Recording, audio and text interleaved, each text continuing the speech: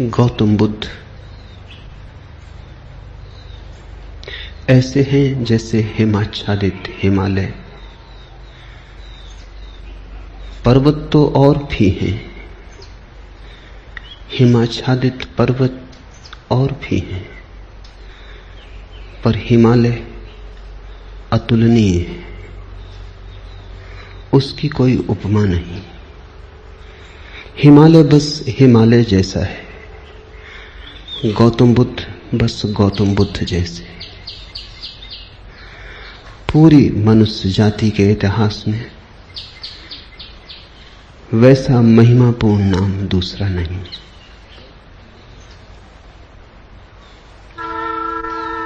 गौतम बुद्ध ने जितने हृदयों की वीणा को बजाया है उतना किसी और ने नहीं।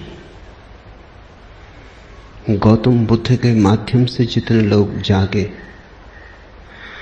और जितने लोगों ने परम भगवत्ता उपलब्ध की है उतनी किसी और के माध्यम से नहीं। गौतम बुद्ध की वाणी अनूठी है और विशेषकर उन्हें जो सोच विचार चिंतन मनन विमर्श के आदि हैं।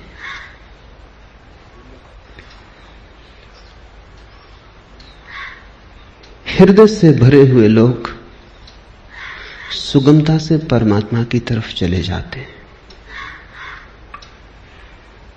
लेकिन हृदय से भरे हुए लोग कहां हैं? और हृदय से भरने का कोई उपाय भी तो नहीं है। हो तो हो, न हो तो न हो। ऐसी आकस्मिक नैसर्गिक बात पर निर्भर नहीं रहा जा सकता।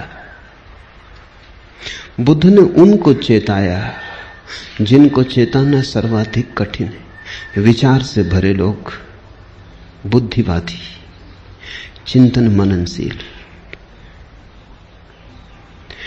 प्रेम और भाव से भरे लोग तो परमात्मा की तरफ सरलता से झुक जाते हैं, उन्हें झुकाना नहीं पड़ता। उनसे कोई ना भी कहे तो भी वे पहुंच जाते हैं, उन्हें पहुंचाना नहीं पड़ता। लेकिन वे तो बहुत थोड़े हैं और उनकी संख्या रोज थोड़ी होती गई है। उंगलियों पर गिने जा सके ऐसे लोग हैं। मनुष्य का विकास मस्तिष्क की तरफ हुआ है, मनुष्य मस्तिष्क से भरा है। इसलिए जहां जीसस हार जाएं, जहां कृष्ण की पकड़ न बैठे, वहां भी बुद्ध नहीं हारते। वहां भी बुद्ध प्राणों की अंतरतम में पहुंच जाते। बुद्ध का धर्म बुद्धि का धर्म कहा गया है। बुद्धि पर उसका आदि तो है, अंत नहीं। शुरुआत बुद्धि से है, प्रारंभ बुद्धि से है, क्योंकि मनुष्य वहां खड़ा है। लेकिन अंत उसका बुद्धि में नहीं। अंत तो परम अतिक्रमण है, जहां सब विचार खो जाते, सब बुद्धिमत्ता विसर्जित हो जाती, जहां केवल साक्षी, मात्र साक्षी शेष रह जाता है। लेकिन बुद्ध का प्रभाव उन लोगों में तत्क्षण अनुभव होता है जो सोच विचार में कुशल है। बुद्ध के साथ मनुष्य जाति का एक नया अध्याय शुरू हुआ। 2500 वर्ष पहले बुद्ध ने वह कहा जो आज भी सार्थक मालूम पड़ेगा और जो आने वाली सदियों तक सार्थक रहेगा।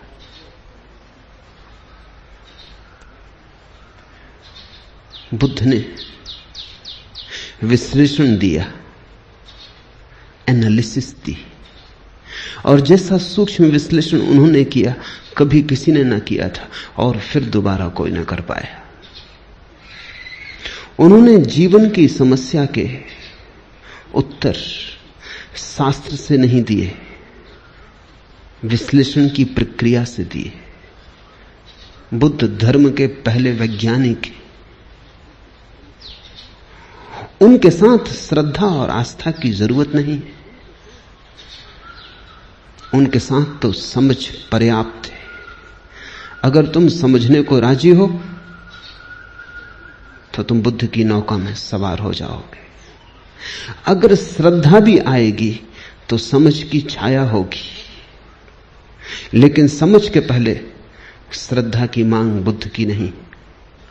बुद्ध ये नहीं कहते कि जो मैं कहता हूं भरोसा कर लो।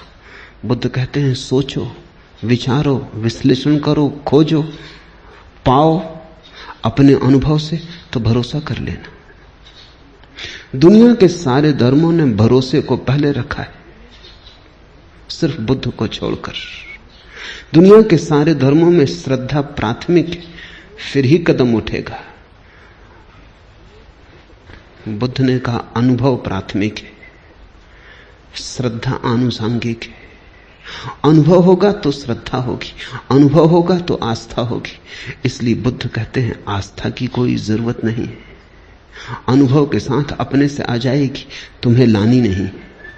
और तुम्हारी लाई हुई आस्था का मूल्य भी क्या हो सकता है? तुम्हारी लाई आस्था के पीछे भी छिपे होंगे तुम्हारे संदेह। तुम आरोपित भी कर लोगे विश्वास को, तो भी विश्वास के पीछे अविश्वास खड़ा होगा।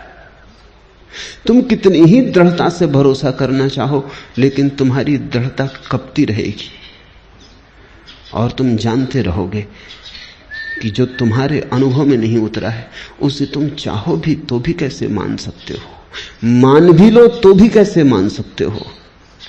तुम्हारा ईश्वर कोरा शब्द जाल होगा जब तक अनुभव की किरण न उतरी हो।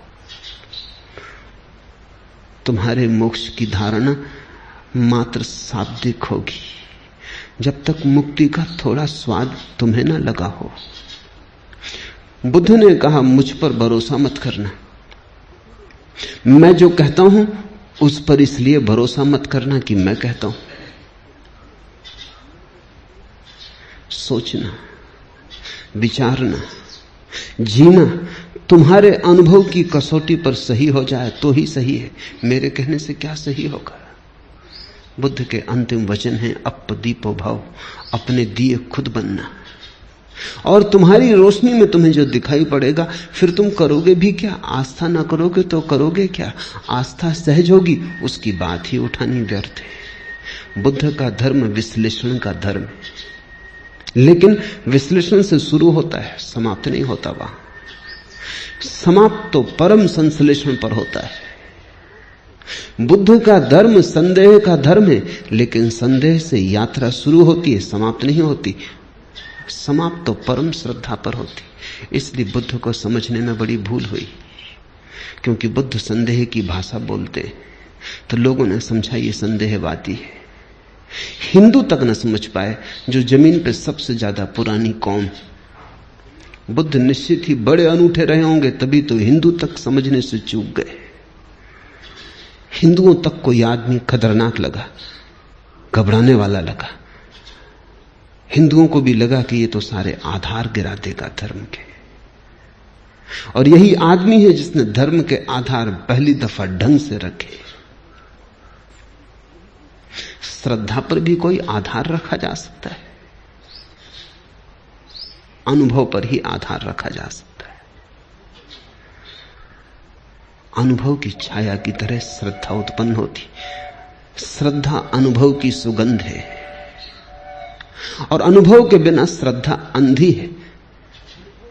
और जिस श्रद्धा के पास आंख ना हो, उससे तुम सत्य तक पहुंच पाओगे? बुद्ध ने बड़ा दुस्साहस किया। बुद्ध जैसे व्यक्ति पर भरोसा करना एकदम सुगम होता है। उसके उठने बैठने में प्रामाणिकता होती है, उसके शब्द शब्द में वजन होता है, उसके होने का पूरा ढंग स्वयं सिद्ध होता है। उस पर श्रद्धा आसान हो जाती है। लेकिन बुद्ध ने कहा तुम मुझे अपनी बैसाखी मत बनाना। तुम अगर लंगड़े हो, मेरी बैसाखी के सहारे चल लिए, कितनी दूर चलोगे, मंजिल तक न पहुंच पाओगे। आज मैं साथ हूं, कल मैं साथ न रहूंगा, फिर तुम्हें अपने ही पैरों पर चलना है। मेरी रोशनी से मत चलना, क्योंकि थोड़ी देर को संग साथ हो गया है अंधेरे जंगल में। तुम मेरी रोशनी में थोड़ी देर रोशन हो लोगे, फिर हमारे रास्ते अलग हो जाएंगे। मेरी रोशनी मेरे साथ होगी, तुम्हारा अंधेरा तुम्हारे साथ होगा। अपनी रोशनी पैदा करो, अप दीपो भव। ये बुद्ध का धम्मपद। कैसे वो रोशनी पैदा हो सकती है अनुभव की, उसका विश्लेषण है। श्रद्धा की कोई मांग नहीं है, श्रद्धा की कोई आवश्यकता भी नहीं है। इसलिए बुद्ध को लोगों ने नास्तिक कहा, क्योंकि बुद्ध ने यह भी नहीं कहा कि तुम परमात्मा पर श्रद्धा करो। तुम कैसे करोगे श्रद्धा?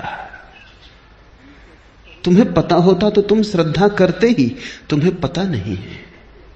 इस अज्ञान में तुम कैसे श्रद्धा करोगे? और अज्ञान में तुम जो श्रद्धा बांध भी लोगे, वो तुम्हारी अज्ञान के ईंटों से बना हुआ भवन होगा। उसे तुम परमात्मा का मंदिर कैसे कहोगे? वो तुमने भय में बना लिया होगा। मौत डराती होगी, इसलिए सहारा पकड़ लिया होगा। यहां जिंदगी हाथ से जाती मालूम होती होगी, इसलिए स्वर्ग की कल्पनाएं कर ली होंगी। लेकिन इन कल्पनाओं से, भय पर खड़ी हुई इन धारणाओं से कहीं कोई मुक्त हुआ है? इसी से ही तो आदमी पंगु है, इससे ही तो आदमी पक्षाघात में दबा है। इसलिए बुद्ध ने ईश्वर की बात नहीं की। H.G. वेल्स ने बुद्ध के संबंध में कहा है कि पृथ्वी पर इस जैसा ईश्वरीय व्यक्ति और इस जैसा ईश्वर विरोधी व्यक्ति एक साथ पाना कठिन। So godlike and so godless. अगर तुम ईश्वरीय प्रतिभाओं को खोजने निकलो तो तुम बुद्ध से ज्यादा ईश्वरीय प्रतिभा कहां पाओगे? सो गॉडलेस, और फिर भी इतना ईश्वर शून्य, ईश्वर की बात ही नहीं की। इस शब्द को ही गंदा माना, इस शब्द का उच्चार नहीं किया। इससे यह मत समझ लेना कि ईश्वर विरोधी थे बुद्ध। उच्चार नहीं किया, क्योंकि उस परम शब्द का उच्चार किया नहीं जा सकता। उपनिषद कहते हैं ईश्वर के संबंध में कुछ कहा नहीं जा सकता, लेकिन इतना तो कह ही देते। बुद्ध ने इतना भी ना कहा। वो परम उपनिषद, उनके पार उपनिषद नहीं जाता। जहां उपनिषद समाप्त होते हैं वहां बुद्ध शुरू होते। आखिर इतना तो कह ही दिया, रोक ना सके अपने को कि ईश्वर निर्गुण है, तो निर्गुण उसका गुण बना दिया। कहा कि ईश्वर निराकार है, तो निराकार उसका आकार हो गया। लेकिन बिना कहे न रह सके। उपनिषद के ऋषि भी बोल गए, मौन में ही संभालना था उस संपदा को, बोलकर गंवा दी। बंधी मुट्ठी लाख की थी, खुली दो कौड़ी की हो गई। वो बात ऐसी थी कि कहनी नहीं थी,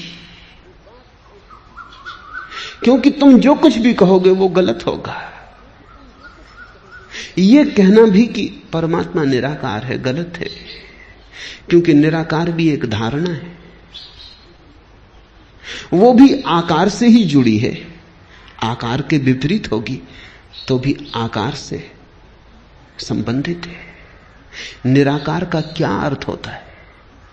जब भी अर्थ खोजने जाओगे आकार का उपयोग करना पड़ेगा। निर्गुण का क्या अर्थ होता है? जब भी कोई परिभाषा पूछेगा गुण को परिभाषा में लाना पड़ेगा। ऐसी निर्गुणता भी बड़ी नपुंसक है जिसकी परिभाषा में गुण लाना पड़ता है। और ऐसे निराकार में क्या निराकार होगा जिसको समझाने के लिए आकार लाना पड़ता है। बुद्ध से ज्यादा कोई भी नहीं बोला और बुद्ध से ज्यादा चुप भी कोई नहीं। कितना बुद्ध बोले। अन्वेषक खोज करते हैं तो वो कहते हैं एक आदमी इतना बोला, ये संभव कैसे? उन्हें डर लगता है कि इसमें बहुत कुछ प्रक्षिप्त है, दूसरों ने डाल दिया है। कुछ भी प्रक्षिप्त नहीं है। जितना बुद्ध बोले पूरा संग्रहित ही नहीं हुआ है। खूब बोले और फिर भी उनसे ज्यादा चुप कोई भी नहीं, क्योंकि जहां जहां नहीं बोलना था वहां नहीं बोले। ईश्वर के संबंध में एक शब्द ना कहा। इस खतरे को भी मोल लिया कि लोग नास्तिक समझेंगे, और आज तक लोग नास्तिक समझे जा रहे हैं, और इससे बड़ा कोई आस्तिक कभी हुआ नहीं। बुद्ध महा आस्तिक है। अगर परमात्मा के संबंध में कुछ कहना संभव नहीं है तो फिर बुद्ध ने ही कुछ कहा, चुप रह के इशारा किया। पश्चिम के एक बहुत बड़े विचारक विटगेंस्टीन ने अपनी बड़ी अनूठी किताब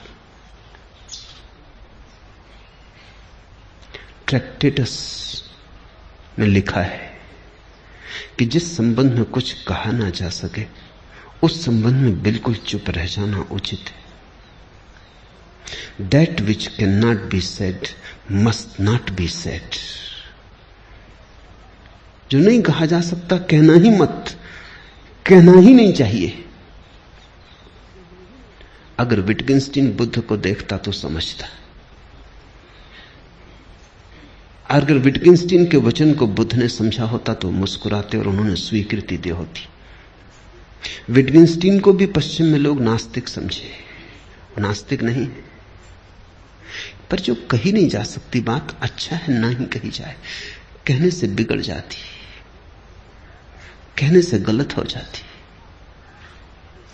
लाओस से तक कहता तो है प्रथम वचन में अपने ताओ ते किंग में कि सत्य कहा नहीं जा सकता और जो भी कहा जाए वो असत्य हो जाता है, लेकिन फिर भी सत्य के संबंध में बहुत सी बातें कही, बुद्ध ने नहीं कही। तुम कहोगे फिर बुद्ध कहते क्या रहे? बुद्ध ने स्वास्थ्य के संबंध में एक शब्द भी नहीं कहा, केवल बीमारी का विश्लेषण किया और निदान किया, औषधि की व्यवस्था की। बुद्ध ने कहा मैं एक वैद्य हूं, मैं कोई दार्शनिक नहीं हूं।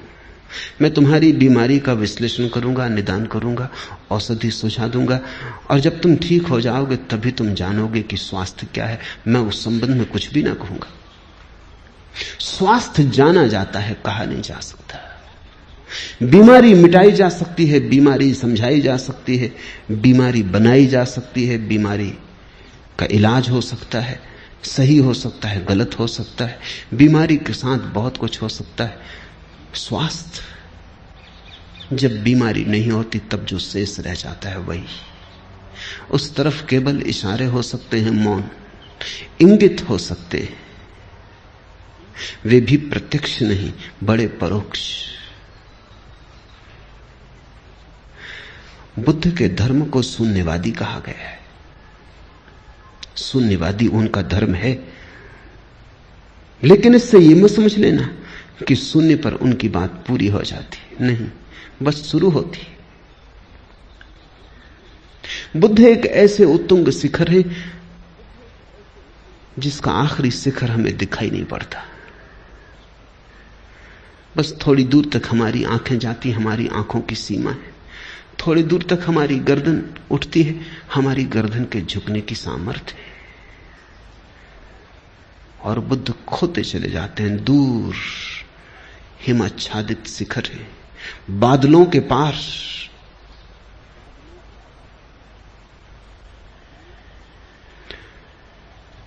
उनका प्रारंभ तो दिखाई पड़ता है, उनका अंत दिखाई नहीं पड़ता। यही उनकी महिमा है। और प्रारंभ को जिन्होंने अंत समझ लिया वो भूल में पड़ गए। प्रारंभ से शुरू करना, लेकिन जैसे जैसे तुम शिखर पर उठने लगोगे और आगे दिखाई पड़ने लगा। और आगे दिखाई पड़ने लगेगा। बहुत लोग बोले, बहुत लोगों ने मनुष्य के रोग का विश्लेषण किया है, लेकिन ऐसा सचोट नहीं। बड़े सुंदर ढंग से लोगों ने बातें कही, बड़े गहरे प्रतीक उपाय में लाए, पर बुद्ध के कहने का ढंग ही और, अंदाजे बयां और। जिसने एक बार सुना पकड़ा गया, जिसने एक बार आंख से आंख मिला ली फिर भटक न पाया। जिसको बुद्ध की थोड़ी सी भी झलक मिल गई उसका जीवन रूपांतरित हुआ।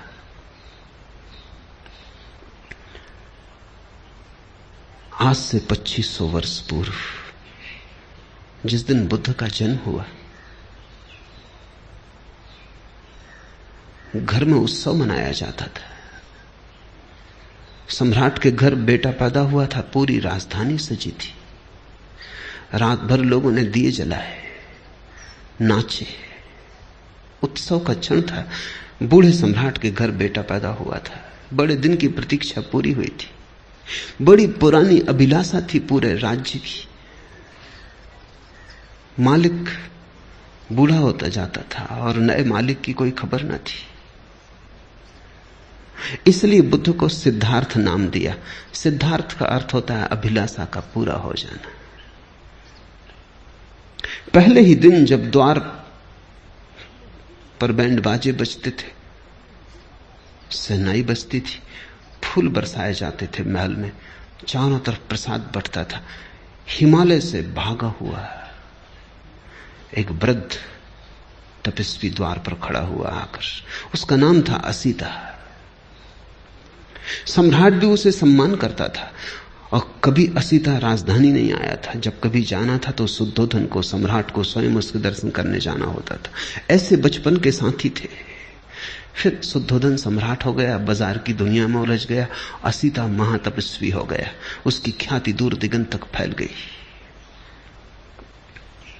असीता को द्वार पर आए देखकर शुद्धोधन ने कहा, आप और यहां क्या हुआ, कैसे आना हुआ? कोई मुसीबत है, कोई अड़चन है? कहें। असीता ने कही, नहीं कोई मुसीबत नहीं, कोई अड़चन। तुम्हारे घर बेटा पैदा हुआ, उसके दर्शन को आया हूं। शुद्धोधन तो समझ ना पाया। सौभाग्य की घड़ी थी ये कि असीता जैसा तपस्वी और बेटे के दर्शन को आया। भागा गया अंतःगृह में, नवजात शिशु को लेकर बाहर आ गया। असीता झुका और उसने शिशु के चरणों में सिर रख दिए और कहते हैं शिशु ने अपने पैर उसकी जटाओं में उलझा दिए। फिर तब से आदमी की जटाओं में बुद्ध के पैर उलझे। फिर आदमी छुटकारा नहीं पा सका और असीता हंसने लगा और रोने भी लगा। और शुद्धोधन ने पूछा कि शुभ घड़ी में आप रोते क्यों हैं? असीता ने कहा, ये तुम्हारे घर जो बेटा पैदा हुआ है, ये कोई साधारण आत्मा नहीं, असाधारण है। कई सदियां बीत जाती, ये तुम्हारे लिए ही सिद्धार्थ नहीं है, ये अनंत अनंत लोगों के लिए सिद्धार्थ है। अनेकों की अभिलाषाएं इससे पूरी होंगी। हंसता हूं कि इसके दर्शन मिल गए, हंसता हूं, प्रसन्न हूं कि इसने मुझ बूढ़े की जटाओं में अपने पैर उलझा दिए। ये सौभाग्य का क्षण है। रोता इसलिए हूं कि जब ये कली खिलेगी, फूल बनेगी, जब दिगंत में इसकी सुवास उठेगी और इसकी सुवास की छाया में करोड़ों लोग राहत लेंगे, तब मैं न रहूंगा। ये मेरा शरीर छूटने के करीब आ गया। और एक बड़ी अनूठी बात असीता ने कही है, वो ये कि अब तक आवागमन से छूटने की आकांक्षा थी, वो पूरी भी हो गई। आज पछतावा होता है, एक जन्म अगर और मिलता है तो इस बुद्ध पुरुष के चरणों में बैठने की, इसकी वाणी सुनने की, इसकी सुगंध को पीने की, इसके नशे में डूबने की सुविधा हो जाती। आज पछताता हूं, लेकिन मैं मुक्त हो चुका हूं। यह मेरा आखिरी अवतरण है, अब इसके बाद देह न धर सकूंगा। अब तक सदा ही चेष्टा की थी कि कब छुटकारा हो शरीर से, कब आवागमन से। आज पछताता हूं कि अगर थोड़ी देर और रुक गया होता। इसे तुम थोड़ा समझो। बुद्ध के फूल के खिलने के समय असीता चाहता है कि अगर मोक्ष भी दांव पर लगता हो तो कोई हर्जा नहीं। तब से 2500 साल बीत गए, बहुत प्रज्ञा पुरुष हुए, लेकिन बुद्ध अतुलनीय है। और उनकी अतुलनीयता इसमें है कि उन्होंने इस सदी के लिए धर्म दिया और आने वाले भविष्य के लिए धर्म दिया। कृष्ण की बात कितनी ही समझा के कही जाए, इस सदी के लिए मौजू नहीं बैठती।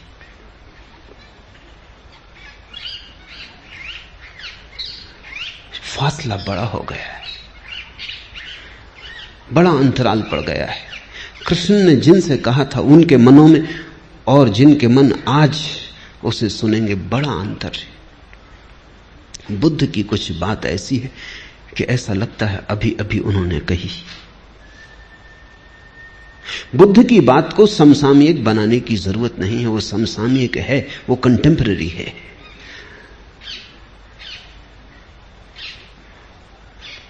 कृष्ण पर बोलो तो कृष्ण को खींच के लाना पड़ता है 20वीं सदी में, बुद्ध को नहीं लाना पड़ता है। बुद्ध जैसे खड़े ही हैं, 20वीं सदी में ही खड़े, और ऐसा अनेक सदियों तक रहेगा। क्योंकि मनुष्य ने जो होने का ढंग अंगीकार कर लिया है बुद्धि का, वो अब ठहरने को है, वो अब जाने को नहीं। और उसके साथ ही बुद्ध का मार्ग ठहरने को है। धम्मपद उनका विश्लेषण है। उन्हें जो जीवन की समस्याओं की गहरी छानबीन की है, उसका विश्लेषण है। एक एक शब्द को गौर से समझने की कोशिश करना, क्योंकि ये कोई सिद्धांत नहीं है जिन पर तुम श्रद्धा कर लो। ये तो निष्पत्तियां हैं प्रयोग की। अगर तुम भी इनके साथ विचार करोगे तो ही इन्हें पकड़ पाओगे। ये आंख बंद करके स्वीकार कर लेने का सवाल नहीं है, ये तो बड़े सोच विचार मनन का सवाल है।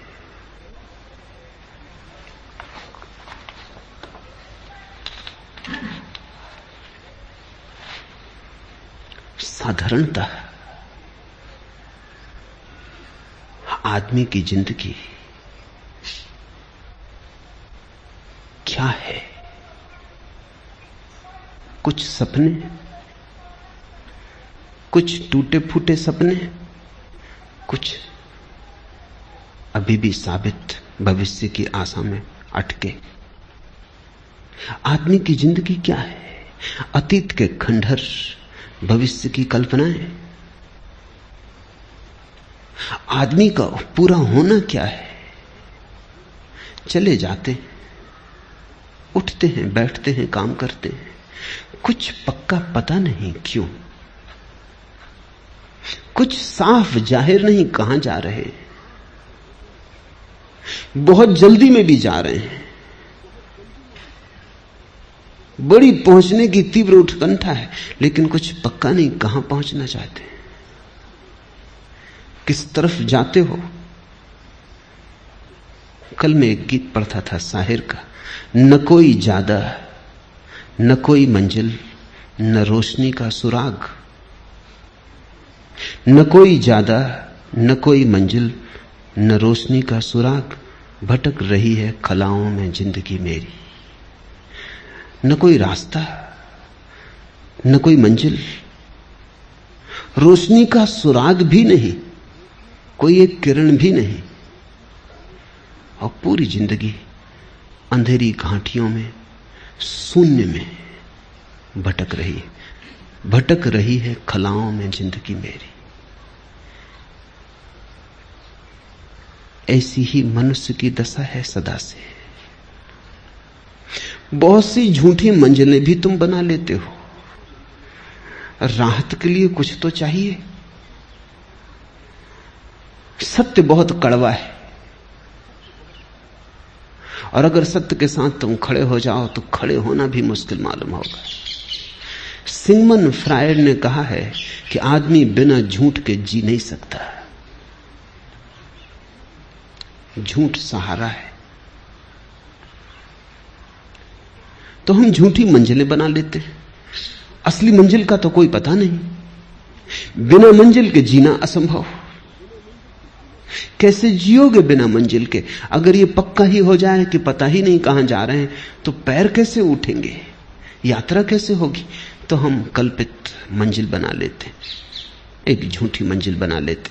उससे राहत मिल जाती, लगता है कहीं जा रहे हैं। कोई रास्ता नहीं है, क्योंकि झूठी मंजिलों के कहीं कोई रास्ते होते?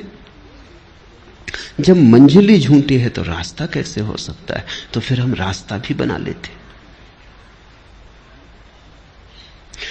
रास्ता बना लेते हैं, मंजिल बना लेते हैं। सब कल्पित, सब मन के जाल, सब सपने। और ऐसे अपने को भर लेते हैं और लगता है शून्य भर गया, जिंदगी बड़ी भरी पूरी। कोई कुछ दिन हुए चल बसा। एक मित्र ने आके कहा कि आपको पता चला फला फला व्यक्ति चल बसे, बड़ी भरी पूरी जिंदगी थी। मैंने पूछा रुको, चल बसे ठीक, उसमें तो कुछ किया नहीं जा सकता, लेकिन भरी पूरी जिंदगी थी, ये तुमसे किसने कहा?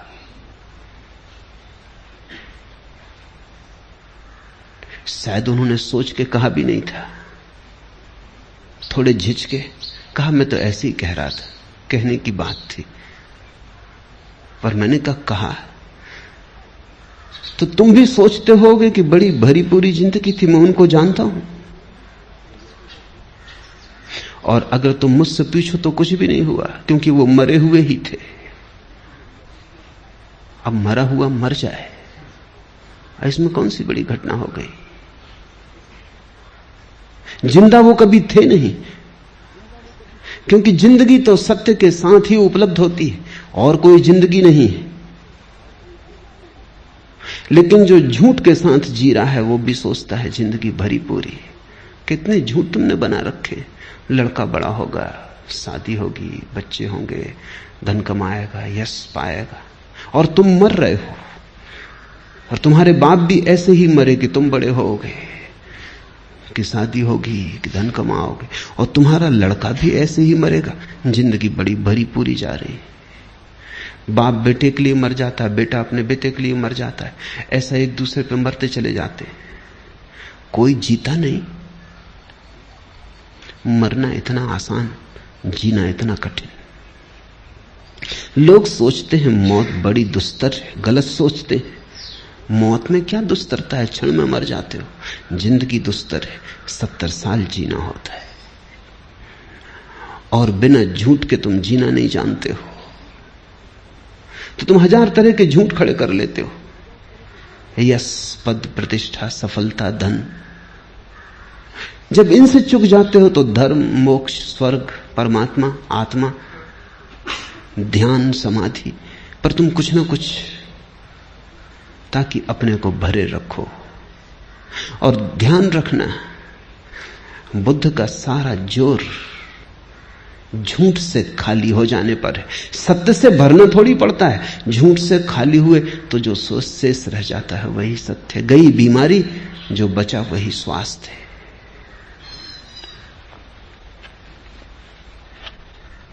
लेकिन कितने ही लोगों ने जगाने की कोशिश की है, तुम जागते नहीं। आदमी का झूठ को पैदा करने का अभ्यास इतना गहरा है कि वो बुद्ध के आसपास भी, बुद्ध भी मौजूद हों जगाने को, तो उनके आसपास भी अपनी नींद की सुविधा जुटा लेता है। बुद्ध जगाते हैं, तुम उनके जगाने की चेष्टा को भी नशा बना लेते हो। तुम हर चीज में से शराब निकाल लेते हो। ऐसी कोई चीज नहीं है जिसमें से तुम शराब ना निकाल लो। इसलिए तो बुद्ध आते हैं, चले जाते हैं, बुद्ध पुरुष पैदा होते हैं, विदा हो जाते। तुम अपनी जगह अडिग खड़े रहते, तुम अपने झूठ से हटते नहीं। शायद बुद्ध पुरुषों ने जो कहा उसको भी तुम अपने झूठ में सम्मिलित कर लेते हो। क्या है तुम्हारे झूठ का राज? अहंकार। अहंकार सरासर झूठ है। ऐसी कोई चीज कहीं है नहीं। तुम हो नहीं, सिर्फ एक भ्रांति हो। है तो पूर्ण, सारा अस्तित्व इकट्ठा है। यह भ्रांति है कि तुम अलग हो।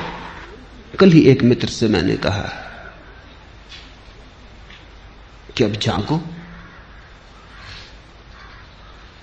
तो उन्होंने कहा कि कोशिश बहुत करता हूं, मन निंदा से भी भर जाता है, अपने प्रति अपराधी भी मालूम होता हूं, बेईमान भी मालूम पड़ता हूं, क्योंकि जो करना चाहिए मालूम है, समझ में आता और नहीं कर रहा हूं। तो मैंने उनसे कहा तुम एक ही कृपा करो, ये करने का ख्याल छोड़ दो, क्योंकि उसने पैदा किया, वही श्वास ले रहा है, तुम करना भी उसी पे छोड़ दो। उन्होंने कहा कि जन्म उसने दिया, इतना तक तो मैं मान सकता हूं, लेकिन बाकी और काम वही कर रहा है, ये नहीं मान सकता। ये तो मैं मान ही नहीं सकता कि बेईमानी भी वही कर रहा है। अभी थोड़ा सोचने जैसा है।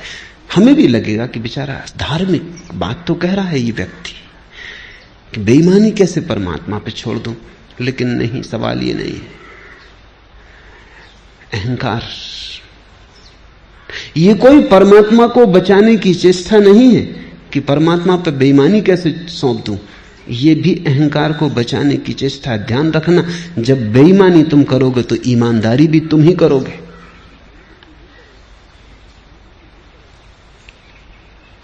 लेकिन जब जन्म भी तुम्हारा अपना नहीं और मौत भी तुम्हारी अपनी नहीं है, तो दोनों के बीच में तुम्हारा अपना कुछ कैसे हो सकता है?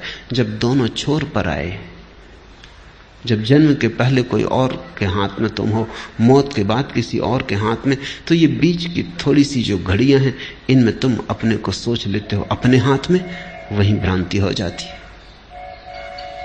वही अहंकार तुम्हें जगने नहीं देता, वही अहंकार सोने की नई तरकीबें व्यवस्थाएं खोज लेता है। इसलिए बुद्ध पुरुष आते हैं, उनके तीर ठीक तरकस से तुम्हारे हृदय की तरफ निकलते, पर तुम बचा जाते हो। हजारों खिज्र पैदा कर चुकी है नस्ल आदम की। आदमी ने कितने बुद्ध पुरुष पैदा किए, हजारों खिज्र, पैगंबर, तीर्थंकर, हजारों खिज्र पैदा कर चुकी है नस्ल आदम की। ये सब तस्लीम, लेकिन आदमी अब तक भटकता है। ये सब तस्लीम, ये सब स्वीकार कि हजारों बुद्ध पुरुष हुए, पर इससे क्या फर्क पड़ता है? आदमी अब तक भटकता है। आदमी भटकना चाहता है? कहता तो आदमी यही है कि भटकना नहीं चाहता। कहते तो तुम मेरे पास यही हो, शांत होना चाहते हैं, सत्य होना चाहते हैं, सरल होना चाहते हैं, लेकिन सच में तुम होना चाहते हो, या कि सरलता के नाम पर तुम नई जटिलता खोज रहे हो, या सत्य के नाम पर तुमने नए झूठों की तलाश शुरू की है, या शांति के नाम पर अब तुमने एक नया रोग पाला। अब तुम शांति के नाम पर अशांत होने को उत्सुक हुए। साधारण आदमी अशांत होता है, सिर्फ शांति की तो कम से कम चिंता नहीं होती। अब तुम शांति के लिए भी चिंतित थे। पुरानी अशांति तो बरकरार, अब तुम और धन करोगे, उसमें गुणनफल करोगे। अब तुम कहोगे कि शांति भी चाहिए, अब एक नई अशांति जुड़ी कि शांति नहीं। झूठ तो तुम थे, अब तुम कहते हो सत्य खोजेंगे। अब तुम सत्य के नाम पर कुछ नए झूठ ईजाद करोगे, स्वर्ग के, मोक्ष के, नरक के, परमात्मा के, आकाश के। मंदिरों में जाओ, स्वर्गों के नक्शे टंगे, पहला स्वर्ग, दूसरा स्वर्ग, पहला खंड, दूसरा खंड, तीसरा खंड, सचखंड तक नक्शे टंगे हुए। आदमी की मूढ़ता की कोई सीमा है, कोई अंत है? अपने घर का भी नक्शा भी तुमसे बनेगा नहीं। अपना भी नक्शा तुम बना ना सकोगे कि तुम क्या हो, कहां हो, कौन हो। तुमने स्वर्ग के नक्शे बना लिए।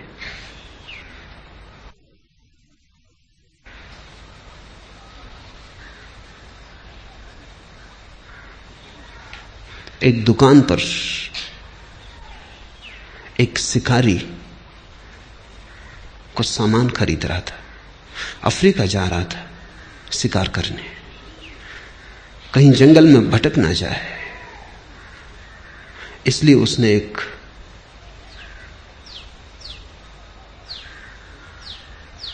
यंत्र खरीदा, दिशा सूचक यंत्र, कंपास। और तो सब ठीक था, उसने खोल के देखा, लेकिन कंपास में पीछे एक आईना भी लगा था। ये उसकी समझ में ना आया, कभी कोई कंपास है या किसी स्त्री का साज श्रृंगार का सामान, इसमें आईना किस लिए लगा है? ये दिशा सूचक यंत्र है, इसमें आईने की क्या जरूरत? उसने दुकानदार से पूछा कि और सब तो ठीक है, लेकिन ये मेरी समझ में नहीं आया कि इसमें आईना क्यों लगा। दुकानदार ने, ये इसलिए कि जब तुम भटक जाओ तो कंपास तो बताएगा स्थान, आईने में तुम देख लेना ताकि पता चल जाए कौन भटक गया है। कहां भटक गए हो ये तो कंपास से पता चल जाए, लेकिन कौन भटक गया है अपना पता नहीं। स्वर्ग के नक्शे बना दिए।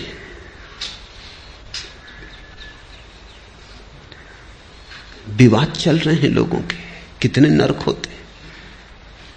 हिंदू कहते हैं 3, जैन कहते हैं 7। बुद्ध ने बड़ी मजाक की, उन्होंने कहा 700।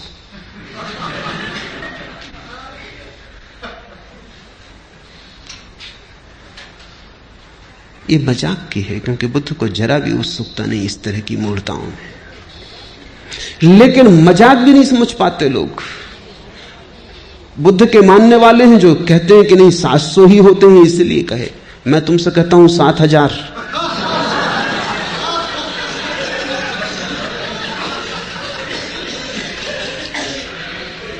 आदमी सत्य से भी झूठ खोज लेता है,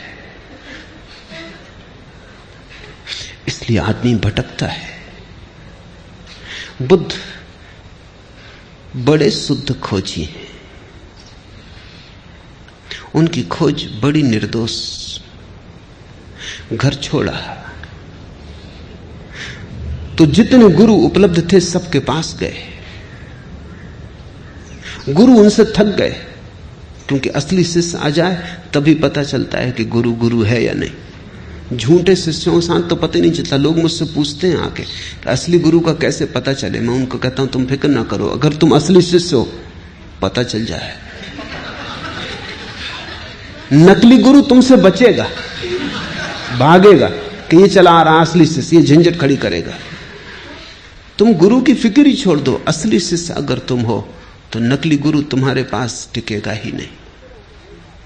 तुम टिके रहना, वो ही भाग जाएगा। जिब्रान की कहानी है कि एक आदमी गांव गांव कहता फिरता था कि मुझे स्वर्ग का पता है, जिनको आना हो मेरे साथ आ जाओ। कोई आता नहीं था, लेकिन लोगों को 1000 दूसरे काम। कोई स्वर्ग जाने की इतनी जल्दी वैसे भी किसी को नहीं। लोग स्वर्गीय तो मजबूरी में होते, जब हाथ पैर ही नहीं चलते लोग मरघट पे पहुंचा आते तब स्वर्गीय होते। कोई स्वर्गीय होने को राजी नहीं था। लोग कहते आपकी बात सुनते जचती, जब जरूरत होगी तब उपयोग करेंगे, मगर अभी कृपा करें, अभी हमें जाना नहीं। एक गांव में ऐसा हुआ, उस आदमी का खूब धंधा चलता था, क्योंकि जिनको स्वर्ग नहीं जाना इनको बचने के लिए भी गुरु को कुछ गुरु दक्षिणा देनी पड़ती थी। वो आ जाए गांव में और समझाए तो उसको कुछ सेवा भी करनी पड़ती, पैर भी पड़ने पड़ते। कहते तुम बिल्कुल ठीक हो, मगर अभी हम साधारण जन अभी संसार में उलझे हैं, जब कभी सुलझेंगे जरूर आपकी बात का ख्याल करेंगे, रख लेते हैं संभाल के हृदय में। तो गुरु का धंधा भी चलता था, ना कभी कोई झंझट आई थी ना कुछ। एक गांव में उपद्रव हो गया, एक असली शिष्य मिल गया, उसने कहा अच्छा तुम्हें पक्का पता है? बिल्कुल पक्का पता है, क्योंकि अभी तक कोई झंझटाई नहीं थी। तो उसने कहा अच्छा मैं चलता हूं, कितने दिन लगेंगे पहुंचने में? तब जरा गुरु घबराया कि ये जरा उपद्रवी मालूम पड़ता है। पैर छुओ बात ठीक है, सांस चलने की बात, मगर अब सबके सामने मना भी नहीं कर सका। उसने कहा देखेंगे, भटकाएंगे, साल 2 साल, भाग जाएगा अपने आप। 6 साल बीत गए, वो उनके पीछे ही पड़ा है। वो कहता है कि कब आएगा, अभी तक आया नहीं। एक दिन उस गुरु ने कहा तेरे हाथ जोड़ता हूं भैया, तू जब तक न मिला था हमको भी पता था, तेरे कारण हमारा भी था। असली शिष्य मिल जाए तो फिर गुरु अपने आप। दुनिया में नकली गुरु हैं क्योंकि नकली शिष्यों की बड़ी संख्या है। नकली गुरु तो बाई प्रोडक्ट, वो सीधे पैदा नहीं होते, नकली शिष्य उन्हें पैदा कर लेता है। बुद्ध सभी गुरुओं के पास गए, गुरु घबरा गए क्योंकि ये व्यक्ति निश्चित प्रामाणिक था। जो उन्होंने कहा वो इसने इतनी पूर्णता से किया कि उनको भी दया आने लगी कि तो हमने भी नहीं किया है। कोई करते नहीं था तब तक बात ठीक थी, इस पे दया आने लगी। इससे ये भी ना कह सकते थे कि तुमने पूरा नहीं किया इसलिए उपलब्ध नहीं हो रहा है। इसने पूरा किया, उसमें तो रत्ती भर कमी नहीं रखी। गुरु ने हाथ जोड़ के कहा बस हम यहां तक तुम्हें बता सकते थे, इसके आगे हमें खुद भी पता नहीं। सारे गुरुओं को बुद्ध ने चुका डाला, एक गुरु साबित ना हुआ। तब सिवाय इसके कोई रास्ता ना रहा कि खुद खोजे। और इसलिए बुद्ध की बातों में बड़ी ताजगी है क्योंकि उन्होंने खुद खोजा, किसी गुरु से नहीं पाया था, किसी से सुन के नहीं दोहराया था, फिर खुद खोज पर निकले, नितांत अकेले, बिना किसी सहारे के। शास्त्र धोखा दे गए, गुरु धोखा दे गए, सब पीछे हट गए, अकेला रह गया खोजी। ऐसा ही होता है, जब तुम्हारी खोज असली होगी तुम पाओगे शास्त्र काम नहीं देते। शास्त्र तभी तक काम देते हैं जब तक तुम उनका भजन पाठ करते हो, बस तभी तक। अगर तुमने यात्रा शुरू की तुम तत्क्षण पाओगे शास्त्र में 1000 गलतियां होनी ही चाहिए, क्योंकि हजारों साल तक हजारों लोगों से दोहराते रहे, बनाते रहे, उसमें बहुत कुछ छूट गया, बहुत कुछ जुड़ गया है। लेकिन ये तो पता तुम्हें तभी चलेगा जब तुम यात्रा करोगे। एक तुम नक्शा लिए घर में बैठे हो, उसकी तुम पूजा करते हो, कैसे पता चलेगा? यात्रा पर निकलो तब तुम्हें पता चलेगा, अरे इस नक्शे में नदी बताई है, यहां कोई नदी नहीं। इस नक्शे में पहाड़ बताया है, यहां कोई पहाड़ नहीं। इस नक्शे में कहा बाएं मुड़ना, बाएं मुड़ो तो गड्ढ है, यात्रा होती नहीं। दाएं मुड़ो तो ही हो सकती है। जब तुम यात्रा पर निकलोगे तभी परीक्षा होती तुम्हारे नक्शों की, उसके बिना कोई परीक्षा नहीं। जो भी यात्रा पर गए उन्होंने शास्त्र को सदा कम पाया, जो भी यात्रा पर गए उन्होंने गुरुओं को कम पाया। जो भी यात्रा पर गए उन्हें एक बात अनिवार्य रूपेण पता चली कि प्रत्येक को अपना मार्ग स्वयं ही खोजना पड़ता है। दूसरे से सहारा मिल जाए बहुत, पर कोई दूसरा तुम्हें मार्ग नहीं दे सकता, क्योंकि दूसरा जिस मार्ग पर चला था तुम उस पर कभी भी ना चलोगे। वो उसके लिए था, वो उसका था, वो उसके स्वभाव में अनुकूल बैठता था। और प्रत्येक व्यक्ति अद्वितीय है। बुद्ध ने यह घोषणा की कि प्रत्येक व्यक्ति अद्वितीय है, इसलिए एक ही राजपथ पर सभी नहीं जा सकते, सबकी अपनी पगडंडी होगी। इसलिए सद्गुरु तुम्हें रास्ता नहीं देता, केवल रास्ते को समझने की परख देता है। सद्गुरु तुम्हें विस्तार के नक्शे नहीं देता, केवल रोशनी देता है ताकि तुम खुद विस्तार देख सको, नक्शे तय कर सको, क्योंकि नक्शे रोज बदल रहे हैं। जिंदगी कोई स्थिर बात नहीं है, जड़ नहीं है, जिंदगी प्रवाह है। जो कल था वो आज नहीं है, जो आज है वो कल नहीं होगा। सद्गुरु तुम्हें प्रकाश देता, रोशनी देता, दिया देता हाथ में कि ये दिया ले लो, अब तुम खुद खोजो और निकल जाओ। और ध्यान रखना, खुद खोजने से जो मिलता है वही मिलता है, जो दूसरा दे दे वो मिला हुआ है ही नहीं। दूसरे का दिया छीना जा सकता है, खुद का खोजा भर नहीं छीना जा सकता, और जो छिन जाए वो कोई अध्यात्म है। जो छीना ना जा सके वही।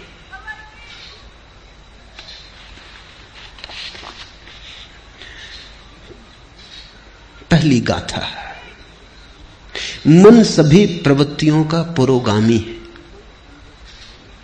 मन उनका प्रधान है, वे मनोमय है।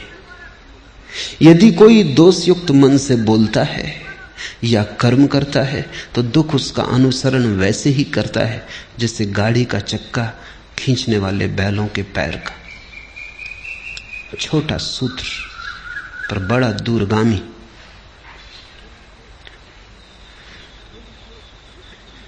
ध्यान रखना, बुद्ध किसी शास्त्र को नहीं दोहरा रहे हैं, बुद्ध से शास्त्र पैदा हो रहा है। मन सभी प्रवृत्तियों का पुरोगामी है। कोई भी वृत्ति उठती है, राह पर तुम खड़े हो, एक सुंदर कार निकली, क्या हुआ तुम्हारे मन में? एक छाप पड़ी, एक काली कार निकली, एक प्रतिबिंब गूंजा।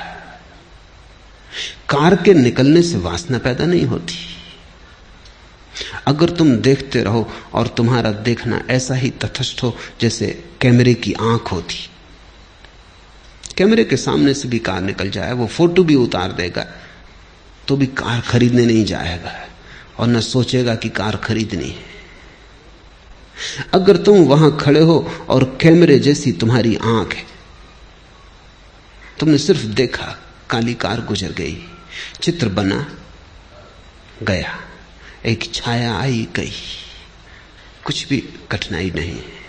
लेकिन जब ये काली छाया कार की तुम्हारे भीतर से निकल रही, तब तुम्हारे मन में एक कामना जगी, ऐसी कार मेरे पास हो। मन में एक विकार उठा, एक लहर उठी, जैसे पानी में किसी ने कंकड़ फेंका और लहर उठी। कार तो जा चुकी, अब लहर तुम्हारे साथ है। अब ये लहर तुम्हें चलाएगी। तुम धन कमाने में लगोगे, या तुम चोरी करने में लगोगे, या किसी की जेब काटोगे। अब तुम कुछ करोगे। अब वृत्ति ने तुम्हें पकड़ा। अब वृत्ति तुम्हारी कभी क्रोध करवाएगी अगर कोई बाधा डालेगा। अगर कोई मार में आएगा तो तुम हिंसा करने को उतारू हो जाओगे, मरने मारने को उतारू हो जाओगे।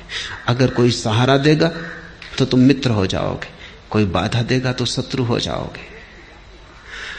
अब तुम्हारी रातें इसी सपने से भर जाएंगी। बस ये कार तुम्हारे आसपास घूमने लगेगी। जब तक ये ना हो जाए तुम्हें चैन ना मिलेगा। और मजा ये है कि वर्षों की मेहनत के बाद जिस दिन ये तुम्हारी हो जाएगी, तुम अचानक पाओगे कार तो अपनी हो गई, लेकिन अब इन वर्षों की बेचैनी का अभ्यास हो गया। अब बेचैनी नहीं छोड़ती। कार तो अपनी हो गई लेकिन बेचैनी नहीं जाती, क्योंकि बेचैनी का अभ्यास हो गया। अब तुम इस बेचैनी के लिए नया कोई यात्रा पथ खोजोगे। बड़ा मकान बनाना है, हीरे जवाहरात खरीदने हैं। अब तुम कुछ और करोगे, क्योंकि अब बेचैनी तुम्हारी आदत हो गई। और अब इस बेचैनी का तुम क्या करोगे? इस सालों तक बेचैनी को संभाला, कार तो मिल गई, लेकिन अब कार का मिलना न मिलना बराबर है। अब ये बेचैनी पकड़ गई। इसलिए तो धनी बहुत लोग हो जाते हैं और धनी नहीं हो पाते, क्योंकि जब वे धनी होते हैं तब तक बेचैनी अभ्यास का हो गया उसका। जब तक धनी हुए तब तक चैन से ना रह सके। सोचा कि जब धनी हो जाएंगे तब चैन से रह लेंगे, लेकिन चैन कोई इतनी आसान बात है? अगर बेचैनी का अभ्यास घना हो गया तो धनी तो तुम हो जाओगे, बेचैनी कहां जाएगी? तब और धनी होने की दौड़ लगती और मन कहता और धनी हो जाएं फिर। लेकिन सारा जाल मन का है। बुद्ध ने अपनी एक एक वृत्ति को जांचा और पाया कि वृत्ति मन के सरोवर में उठी लहर है। वृत्ति का मतलब ही लहर होता है। वो मन का कब जाना है। अगर मन निष्कंप रह जाए तो कोई वृत्ति पैदा नहीं होती। अगर मन कब गया तो वृत्ति पैदा हो जाती है। फिर कोई फर्क नहीं पड़ता कि किस चीज से कपता है।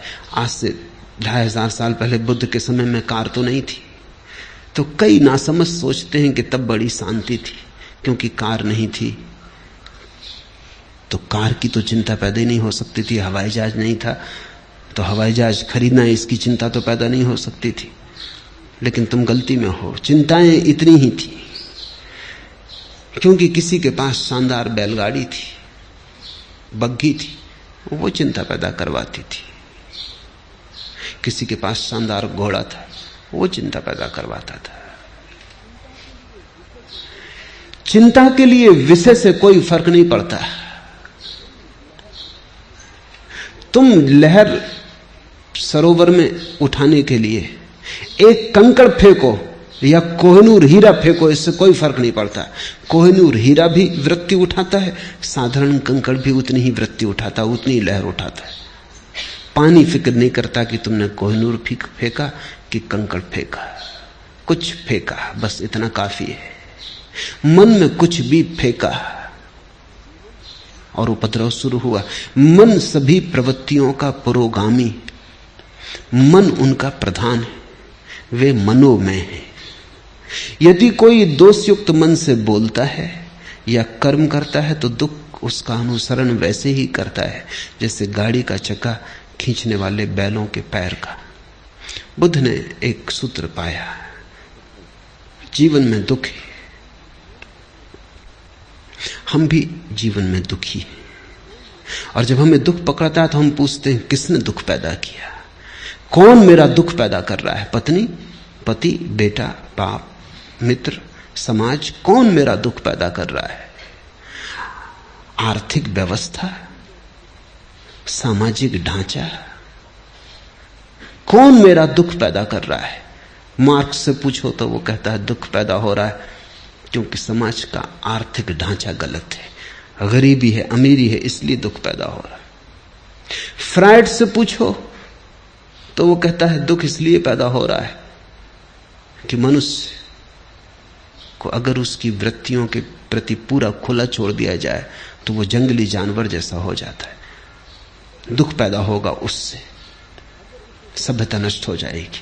अगर उसे संभाला बुझाया जाए, तैयार किया जाए, परिष्कृत किया जाए तो दमन हो जाता है। दमन होने से दुख पैदा होता है। इसलिए फ्रायड ने कहा दुख कभी भी ना मिटेगा। अगर आदमी को बिल्कुल खुला छोड़ दो तो मारकाट हो जाएगी क्योंकि आदमी के भीतर 1000 तरह की जानवरी वृत्तियां हैं।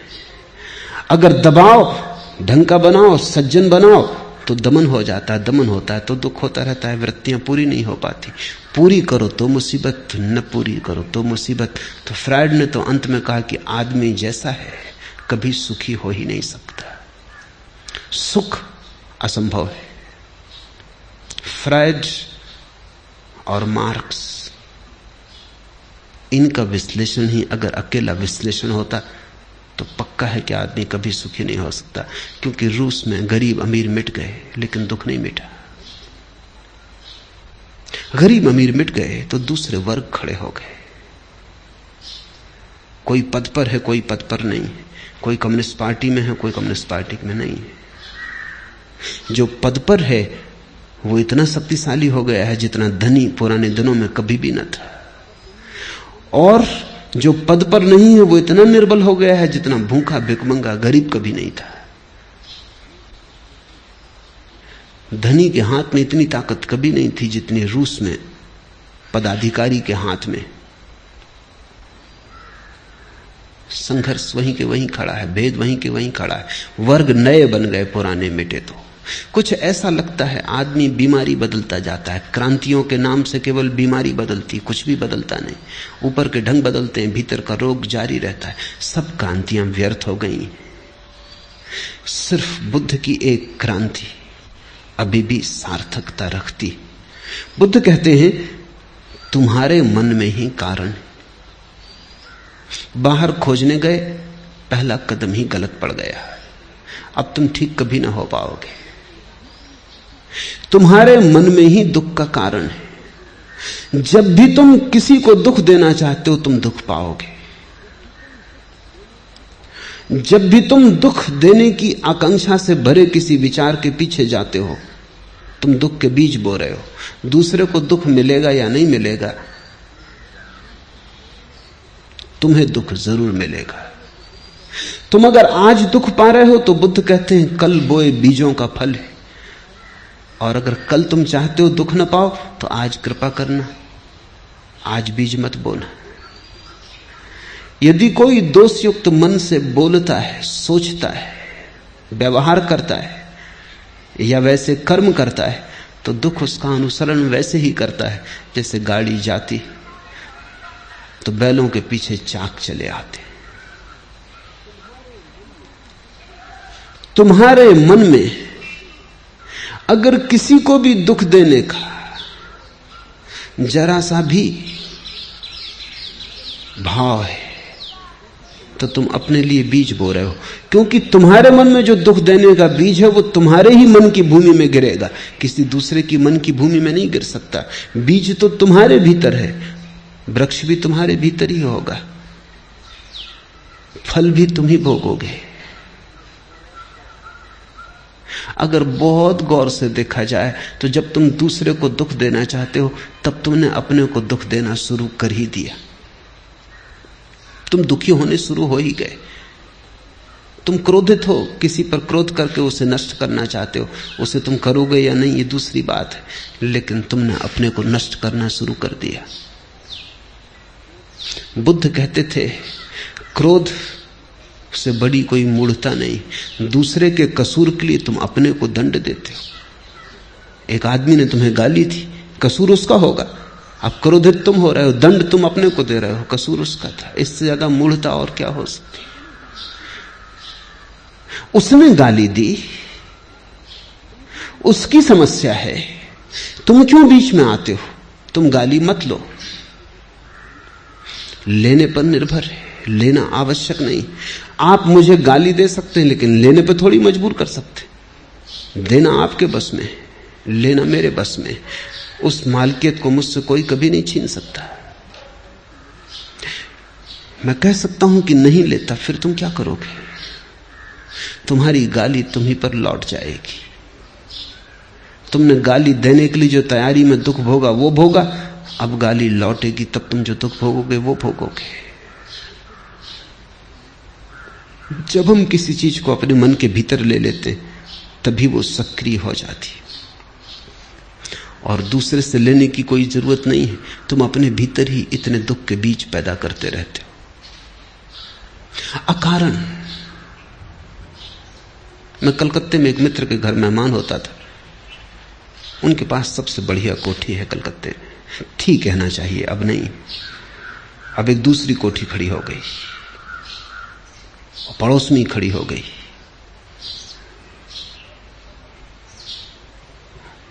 जब मैं उनके घर मेहमान होता था तो वो हमेशा अपने मकान में मुझे ले जाते। कई बार दिखा चुके थे मगर फिर दिखाते, उनका रस खत्म नहीं होता था। स्विमिंग पूल, बगीचा सब दिखाते। उनकी आदत थी, ये मान के मैं जब भी वो दिखाते फिर इस तरह उत्सुकता लेता जैसे कभी नहीं देखा है। मगर आखिरी बार जब उनके घर गया तो उन्होंने मकान ना दिखाया। मैं थोड़ा हैरान हुआ, क्या ये आदमी बदल गया? मैंने पूछा कि क्या मामला है, मकान नहीं दिखलाइएगा? कहने लगे क्या खाक दिखलाएं, क्या हुआ? देखते नहीं कि बगल में एक बड़ा मकान खड़ा हो गया। जब तक इससे बड़ी कोठी ना कर लूं तब तक अब चैन नहीं। अब क्या दिखाना है? इनका मकान वैसी का वैसा है, क्योंकि बगल का मकान, इनके मकान में कुछ फर्क नहीं किया है। इनका मकान ठीक उतना ही सुंदर है जैसा था, लेकिन बगल में एक मकान खड़ा हो गया। बड़ी लकीर किसी ने खींच दी, इनकी लकीर छोटी हो गई बिना छुए। किसी ने छुआ नहीं, हाथ नहीं लगाया, मगर बगल में एक लकीर खड़ी हो गई। उनकी पत्नी ने मुझसे कहा कि कुछ समझाइए इनको, न सोते हैं न चैन, इनकी छाती पे बोझ हो गया है वो बगल का मकान। बगल के मकान वाले को शायद पता भी ना हो कि कोई जला भुंजा जा रहा है, कि कोई मरा जा रहा है। मगर इस आदमी ने अपने भीतर एक बीज बो लिया। ये उस मकान से नहीं आया है, क्योंकि इसकी पत्नी को कोई तकलीफ नहीं, इसकी पत्नी भी वही है, इसे कोई तकलीफ नहीं है। मकान से नहीं आया है, इसके अपने भीतर के मन का रोग है। एक ईर्ष्या जगी, अहंकार को चोट लगी है। मैंने उनसे कहा कि मैं सदा जानता था कभी न कभी ये झंझट होगी। आप अपने मन में अपने मकान का इतना रस लेते कि कोई भी मकान अगर खड़ा हो गया तो आप जी ना सकोगे। क्योंकि सदा आपको देख के मुझे ऐसा लगा ये मकान आपके लिए नहीं है, आप मकान के लिए हो। आप मालिक नहीं हो, ये मकान मालिक है। आप वस्तु को अपना सब संभाल दिए, दे दिए वस्तुओं को, आप गुलाम हो गए। मुझे डर था कि कभी न कभी ये होगा, कोई मकान बड़ा बगल में खड़ा हो जाएगा तो तुम न झेल पाओगे। वो रुग्ण रहने लगे जब से वो मकान बन गया।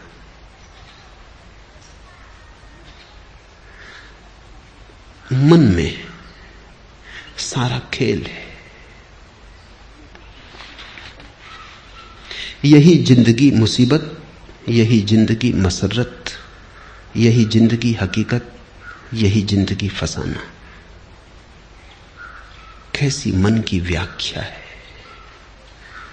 कैसे तुम देखते हो, कैसे तुम सोचते हो, कैसी तुम व्याख्या करते हो जीवन की, सब उस पर निर्भर है। मन सभी प्रवृत्तियों का पुरोगामी है, मन उनका प्रधान है। यदि कोई प्रसन्न मन से बोलता है या कर्म करता है तो सुख उसका अनुसरण करता है। वैसे ही जैसे कभी साथ ना छोड़ने वाली छाया। अगर तुम दुखी हो तो अपने को कारण जानना, अगर सुखी हो तो अपने को कारण जानना। अपने से बाहर कारण को मत ले जाना, वही धोखा है। इसको ही मैं धार्मिक क्रांति कहता हूं। जिस व्यक्ति ने अपने जीवन के सारे कारणों को अपने भीतर देख लिया, वो व्यक्ति धार्मिक हो गया। क्योंकि अब उसके हाथ में है बात। अब दुखी होना हो तो तुम जानते हो कौन से बीज बोने, सुखी होना हो तो जानते हो कौन से बीज बोने। अब कोई मजबूरी न रही। फिर अगर दुख में ही मजा लेना हो तो मजे से बीज बो, कोई बाधा नहीं डाल सकता। लेकिन एक बात फिर तुम न कर सकोगे कि दुख के तो बीज बो और रोना भी रो कि मैं दुखी क्यों। अपने ही हाथ से जहर पियो और फिर रो कि मैं मर क्यों रहा हूं। मरना हो मजे से जहर पियो, जीना हो मत पियो। तुम्हारे हाथ है, तुम्हारी प्याली है, तुम्हारा जहर है, और तुम्ही को जीना या मरना है। उसने मुझे डांटा, मुझे मारा, मुझे जीत लिया, मेरा लूट लिया। जो ऐसी गांठें मन में बनाए रखते उनका वैर शांत नहीं होता। उसने दूसरे पर जिनका सारा जोर है, उसने मुझे डांटा, उसने मुझे मारा, उसने मुझे जीत लिया, मेरा लूट लिया। जो दूसरे पर नजर रखते। बुद्ध का एक शिष्य हुआ पूर्ण काश्यप। वो निश्चित ही पूर्ण हो गया था, इसलिए उसे बुद्ध पूर्ण कहते हैं। फिर एक दिन बुद्ध ने उससे कहा कि पूर्ण, अब तू पूर्ण सच में ही हो गया। अब मेरे साथ साथ डोलने की कोई जरूरत ना रही। अब तू जा, अब तू गांव गांव नगर नगर घूम और डोल, मेरी खबर ले जा। मेरे पास तूने जो पाया है उसे लुटा। पुण्य का भगवान किस दिशा में जाऊं? आप इशारा करते हैं।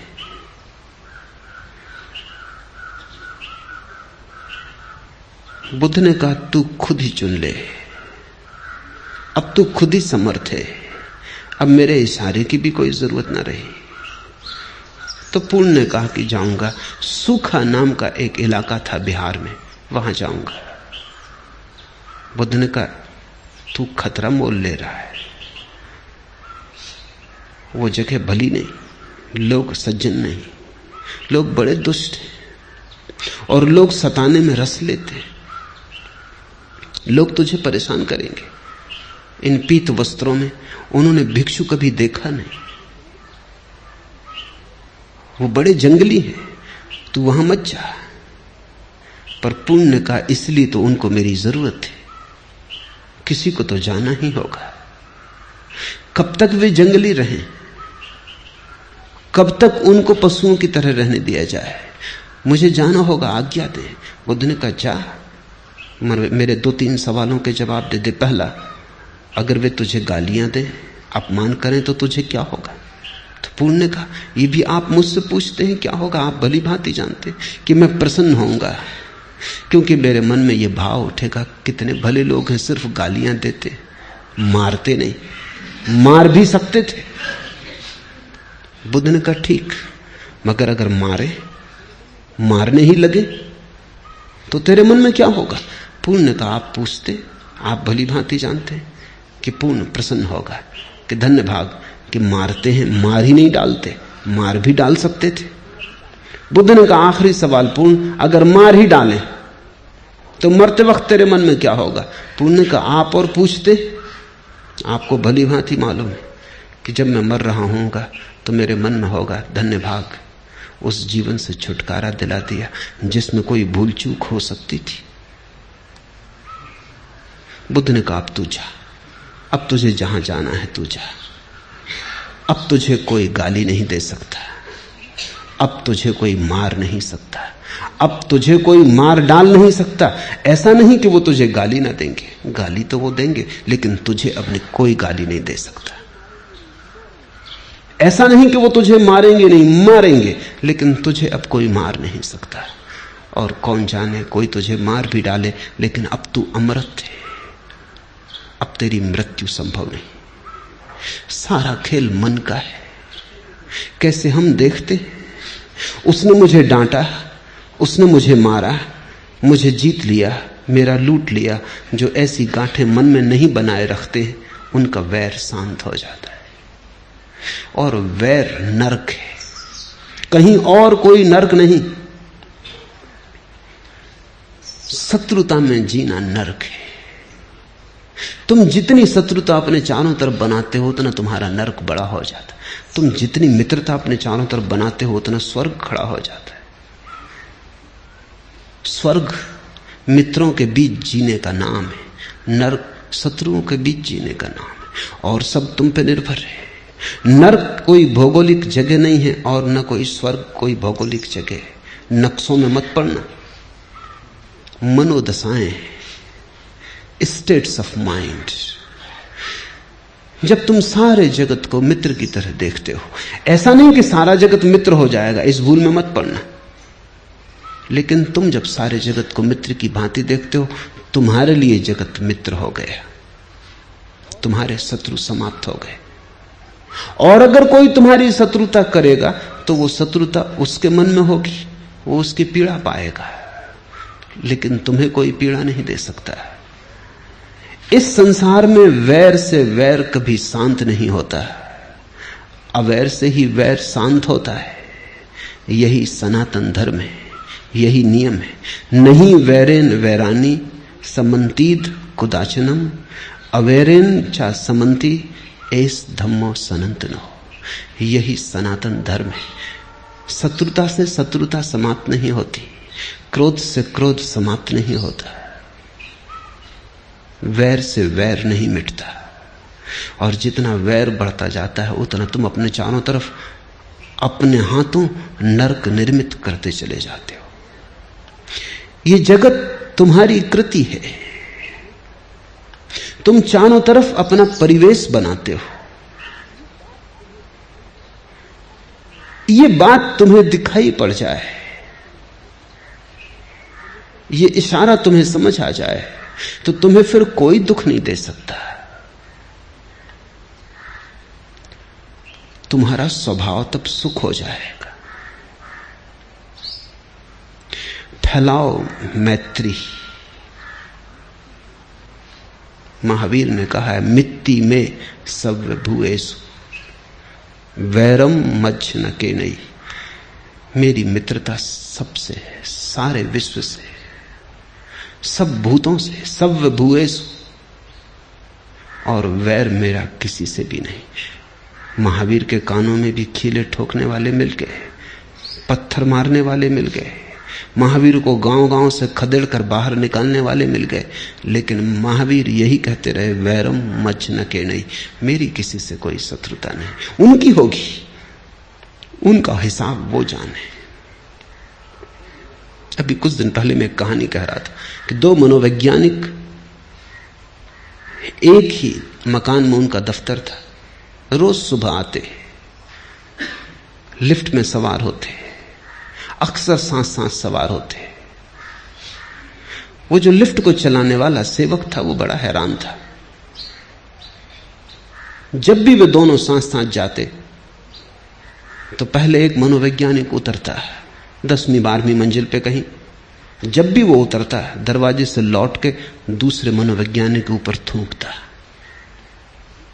चला जाता अपनी तरफ, और दूसरा चुपचाप अपना रुमाल निकाल के अपना मुंह पहुंच लेता, टाई पहुंच लेता, या कोट पे पड़ गया होता थूक पहुंच लेता, रख लेता और अपना गुस्सा तैयारी करने लगता, क्योंकि 15वें या 20वें मंजिल पे उसको उतरना। आखिर उस लिफ्ट मैन को और संभालना मुश्किल हो गया। एक दिन उसने कहा कि बात बहुत हो जा रही, ये मामला क्या है, ये आदमी क्यों आपके ऊपर थूकता है?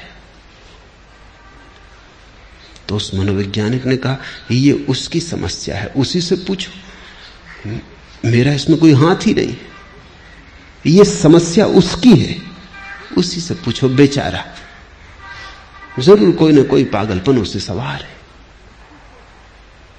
मेरा तो कुछ भी नहीं बिगड़ता, पहुंच लेता हूं, उसकी सोचो, असली तकलीफ वही पा रहा है। थूकने के पहले तकलीफ पाता होगा, थूकते वक्त तकलीफ पाता है, पीछे तकलीफ पाता होगा, क्योंकि समस्या उसकी है, वही कुछ कर रहा है, हम तो केवल दर्शक हैं। अगर जीवन को ऐसे देखने की कला आ जाए तो फिर तुम्हें कोई दुख नहीं दे सकता। दूसरा देना भी चाहे तो ये उसकी समस्या है। और तुम इस भ्रांति में कभी मत पड़ना कि वैर से तुम दूसरों के वैर को मिटा दोगे, कभी कोई नहीं मिटा पाया। प्रेम से ही मिटता है वैर, करुणा से ही मिटता है क्रोध। इस संसार में वैर से वैर कभी शांत नहीं होते, अवैर से ही होते, यही सनातन नियम है। ये बुद्ध के धर्म की आधारशिला है। और थोड़ा सोचो भी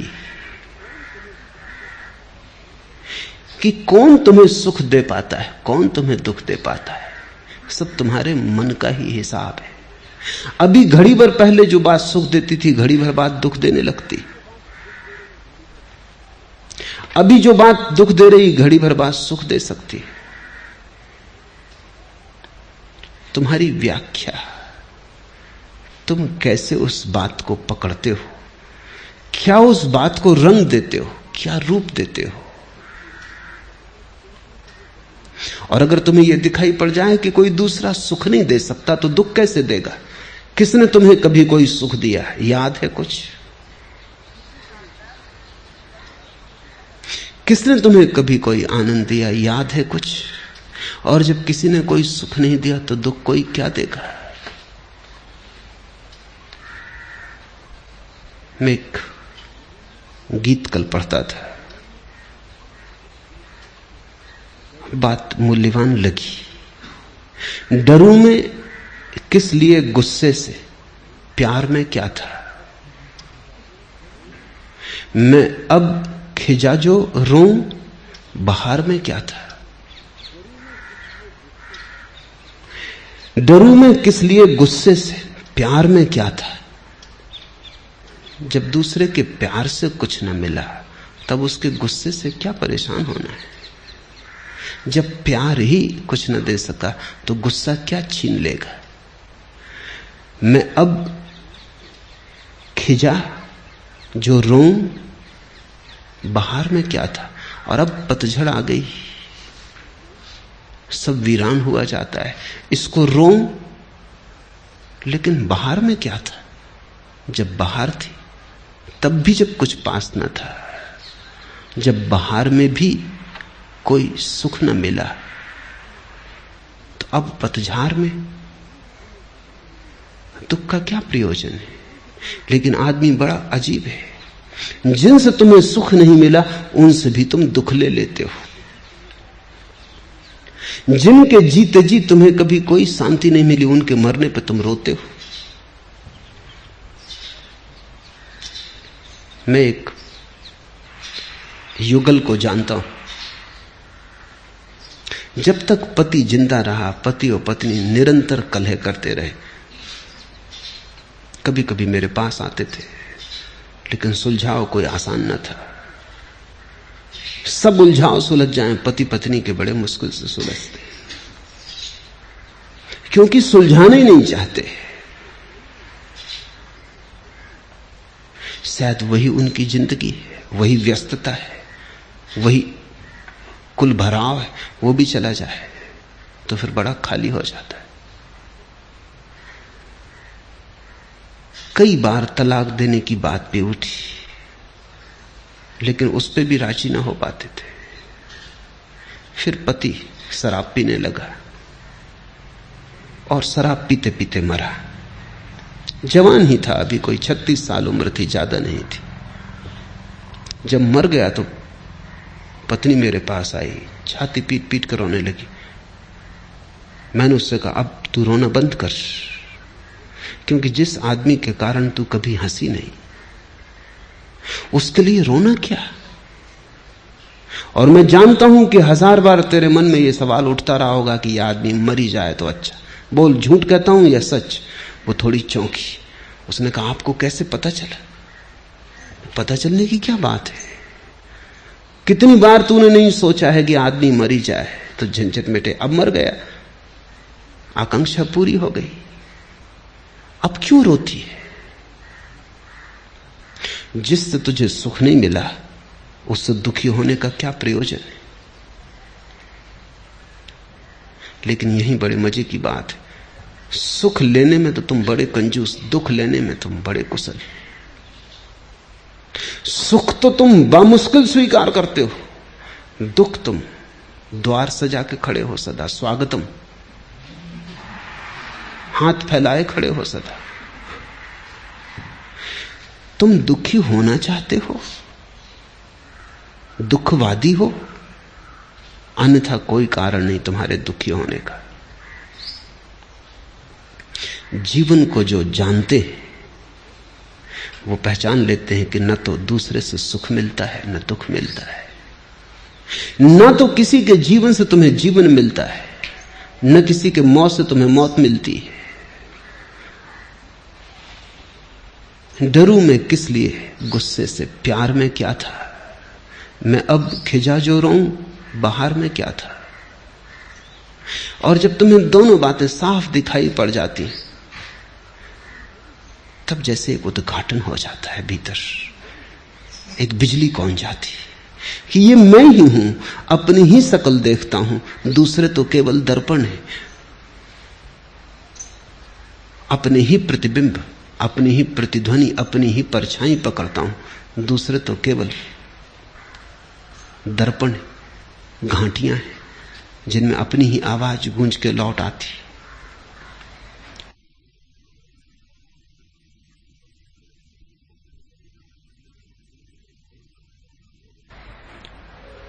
इसे बुद्ध एस धम्मो सनातनो कहते हैं।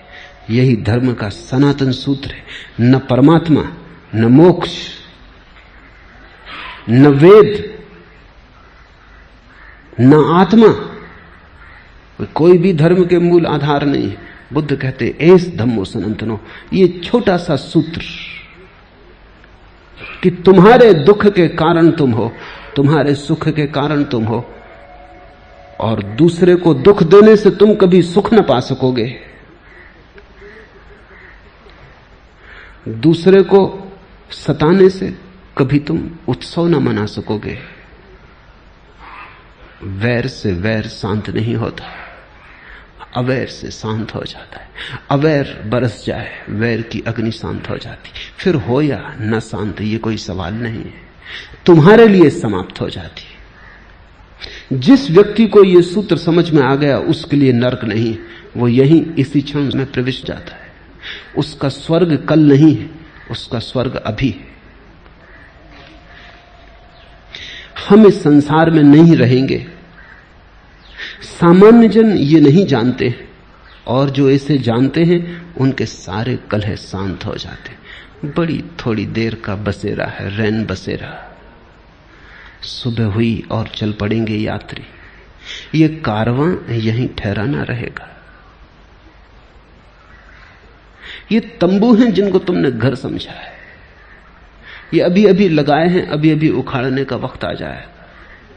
और कितने कारवां तुमसे पहले निकल चुके, उनके पद भी नहीं रहे, खो गए हैं बिल्कुल। दूर उनके पैरों की, घुड़सवारों की उड़ती धूल भी दिखाई नहीं पड़ती। सिकंदर की फौजों की उड़ती धूल भी अब दिखाई नहीं पड़ती। यहां क्षण भर हम हैं, हम जैसे बहुत लोग पहले थे। वैज्ञानिक कहते हैं कि एक एक आदमी के नीचे कम से कम 10-10 आदमियों की लाश गड़ी। तुम जहां बैठे हो वहां 10 आदमी मर चुके। हर आदमी मरघट पे बैठा है, लाशों के ढेर पे बैठा है। कितनी देर तुम जिंदा, थोड़ी देर जल्दी तुम भी 11वीं लाश बन जाओगे और 12वां आदमी तुम्हारे ऊपर बैठा होगा। कारवां की उड़ती धूल भी दिखाई नहीं पड़ती, कारवां खुद ही धूल हो गए। इस संसार में सदा नहीं रहेंगे, ऐसा जिसको समझ में आ गया उसी को इस संसार में रहने का ढंग आ गया।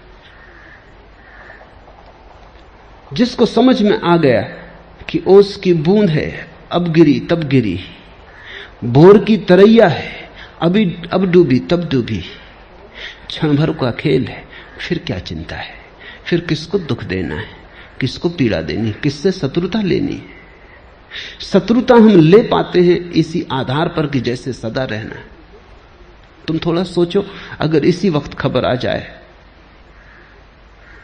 कि आज सांझ तुम्हारी मौत हो जाएगी, पक्की खबर आ जाए, क्या तुम नहीं अपने दुश्मनों से क्षमा मांगाओगे? क्या नहीं तुम उनसे जिनको मिटाने को तत्पर थे क्षमा याचना कर लोगे? क्या वैर समाप्त नहीं हो जाएगा? जाते आदमी का क्या, कौन सा वैर, किसकी शत्रुता, कैसी शत्रुता? जब विदा होने का क्षण आ जाएगा तुम सभी से क्षमा मांग लोगे, लेकिन पक्का नहीं कि वो क्षण कब आएगा। अभी आ सकता है, लेकिन एक बात पक्की है कि कभी ना कभी आएगा, ज्यादा देर नहीं है। जो कली खिल गई, अब फूल के कुम्हलाने में ज्यादा समय नहीं। सुबह हो गई, सूरज चढ़ आया, सांझ को कितनी देर है, प्रतिपल सांझ हुई जाती, सुबह के साथ ही सांझ हो गई। जिसको ऐसा दिखाई पड़ जाता है वो फिर इस जगत में वैर के बीज नहीं बोता, फिर वो कल्याण मित्र हो जाता है, फिर वो मैत्री बोता है, वो अपने स्वर्ग सल काटता है।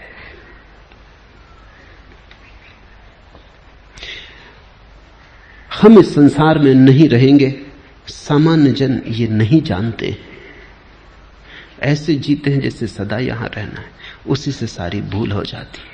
और जो इसे जानते हैं उनके सारे कलह शांत हो जाते हैं। क्षण भंगुर है जीवन, आंख झपी, क्षण भर का सपना है जीवन। इस पर बहुत भरोसा मत कर लेना। इस पे तुमने जितना ज्यादा भरोसा किया उतने ही भटक जाओगे। इसमें सो मत जाना जागे रहना, नींद स्वाभाविक लगती है क्योंकि नींद सनातन की आदत हो गई है। जागना कठिन मालूम पड़ता है क्योंकि कभी जागे नहीं। लेकिन एक बार तुम जाग जाओगे तो ये जीवन तो क्षणभंगुर हो जाएगा, महाजीवन के द्वार खुलेंगे। एक बार तुम जाग के देख लोगे तो तुम हंसोगे, क्या सपने देखते थे, जबकि सत्य के खजाने उपलब्ध थे। लेकिन बुद्ध उन खजानों के संबंध में कुछ भी नहीं कहते। वो कहते हैं डर है। खजाने की बात भी तुम सुन लेते हो सपने में तो तुम उसका भी सपना बना लेते हो और नींद तुम अपनी गहरी कर लेते हो। इसलिए बुद्ध कहते हैं उस संबंध में कुछ भी ना कहेंगे। इसलिए बुद्ध निषेधात्मक है, निगेटिव है। उनका धर्म नकार का है। वो ब्रह्म की बात नहीं करते क्योंकि वो तो उसकी बात हो जाएगी जो खुली आंख से दिखाई पड़ता है।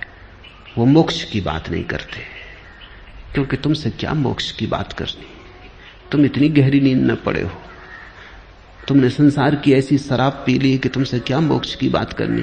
शराब के नशे में तुम मोक्ष को सुनोगे भी तो भी कुछ और समझोगे, अनर्थ हो जाएगा। वो कहते हैं इतना ही समझो कि तुम नाली में पड़े हो, बेहोश पड़े हो, जागो। बुद्ध मेटाफिजिक्स, दर्शन शास्त्र की बात नहीं करते, वो सिर्फ तुम्हारी बीमारी की बात करते हैं और निदान उनका दुरुस्त 100% सही है। इस निदान पर सोचना। बुद्ध का धर्म भरोसे का धर्म नहीं, गहन सोच विचार, चिंतन मनन, और उसी चिंतन मनन और सोच विचार से उठे हुए ध्यान का धर्म है। परमात्मा, आत्मा, मोक्ष, ये शब्द बुद्ध के लिए पराये हैं। बुद्ध तो तुम्हारे मन का खंड खंड करेंगे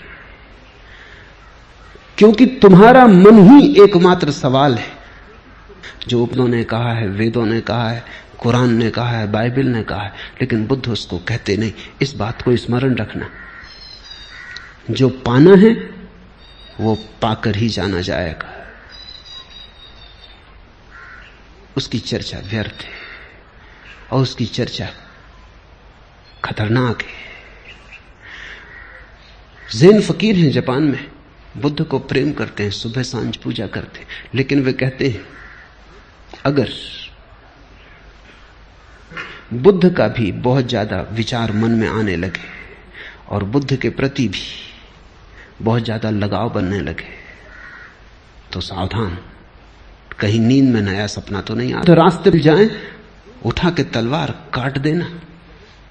बोकुजू अपने गुरु के पास था, उसके गुरु ने कहा कि देख अब वो खतरा करीब आ रहा है जब बुद्ध तुझे रास्ते पे मिलेंगे, तू डरना मत, लगाव भी मत करना, राग मत लगाना, उठा के तलवार काट देना, 2 टुकड़े खंड खंड कर देना बुद्ध के, चाहे तोड़ के नमस्कार कर लेना लेकिन पहले तोड़ देना। बोकुजू ने कहा लेकिन तलवार कहां से तलवार लाऊंगा वहां? गुरु ने कहा घबरा मत, जहां से बुद्ध को लाया कल्पना का सब जाल है, वहीं से तलवार भी ले आना, उठा के एक तलवार काट ही देना, कहीं ऐसा ना हो कि बुद्ध का सपना आने लगे। बुद्ध ने सपने को कोई सहारा नहीं दिया। बुद्ध से बड़ा मूर्ति भंजक जगत में नहीं हुआ है। और बड़े विडंबना की बात है, बुद्ध से ज्यादा मूर्तियां किसी की नहीं और उससे बड़ा मूर्ति भंजक कोई नहीं। उर्दू में शब्द है बुद्ध के लिए बुद्ध। बुद्ध जो है, जिसका मतलब अब मूर्ति होता है, बुद्ध का ही बिगड़ा हुआ रूप है। इतनी मूर्तियां बनी बुद्ध की कि बुद्ध शब्द बुद्ध होकर मूर्ति का ही पर्यायवाची हो गया। और इतना बड़ा मूर्ति भंजक कोई भी नहीं। बुद्ध की तलवार तुम्हें काटेगी, तुम्हें खंड खंड कि तुम ही बचो तुम्हारी शुद्धता में, तुम्हारे परिपूर्ण निर्दोषता में, तुम्हारे क्वारेपन में। वही बच्चा है जो काटा नहीं जा सकता। नैनम छिदंती शस्त्राणी, जिसे छेदा नहीं जा सकता। जिसे जलाया नहीं जा सकता। बुद्ध छेदेंगे और जलाएंगे ताकि जो छेदा जा सकता है वो छिद जाए, जो जलाया जा सकता है वो जल जाए, और फिर तुम बच जाओ तुम्हारी परिशुद्ध अवस्था में। वही वेदों का ब्रह्म है, महावीर का कैवल्य है, कपिल और कणाद का मोक्ष, बुद्ध का वही निर्वाण है। निर्वाण शब्द नकारात्मक है। निर्वाण का अर्थ होता है दिए को फूंक कर ज्योति का गई। बुद्ध कहते हैं ऐसा ही निर्वाण है। मैं चाहूंगा कि तुम फूंक मारो और अपने को बुझा दो, और फिर मत पूछो कि कहां गए। खो गई अनंत में, हो गई एक एक के साथ, मगर पूछो मत कहां गई। निराकार के साथ एक हो गई, मगर पूछो मत। कहने में बात बिगड़ जाएगी। चुप्पी और चुप्पी में समझ लो। ऐसी बड़ी गहन बुद्ध के विश्लेषण और निषेध में हम उतरेंगे। अगर तुम हिम्मत पूर्वक बुद्ध के विश्लेषण में उतर जाओ तो बुद्ध तुम्हें परम स्वास्थ्य की दशा